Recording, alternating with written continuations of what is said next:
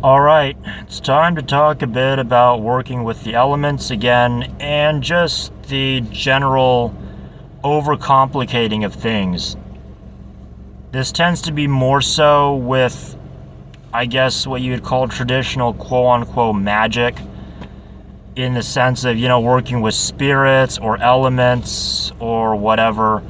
So, mainly with elements, because I guess if you're working with spirits or planets and certain signs, particularly that, like a planetary energy, planetary spirit, what have you, it's going to kind of narrow it down a little bit. So, for instance, if you work with the planet of Jupiter or the planet of the moon, Jupiter has a lot of water correspondences, but it's also got fire correspondences. The water being, because Jupiter is exalted in Cancer, the happiness, the emotional happiness, and the fire because it expands. And water expands when it's heated. It expands quite a bit when it gets hot.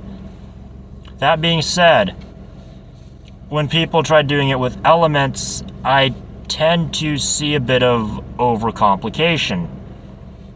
And I don't mean that in a bad way. It can actually be a good thing in some cases, particularly if that overcomplication is to prevent the unwanted side effects or the unwanted effects of using an element in its pure and full form.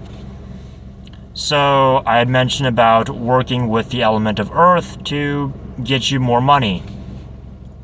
And that seems to work pretty well, right? Except earth is kind of slow, so you may want to use air and fire to kind of speed it up a little bit. However, at that point, you're not really getting the full force and the element of earth in its pureness and fullness. The same can be said if people want to attract love. They may use water and air because air has to do with thoughts and emotions, or fire because fire has to do with lust.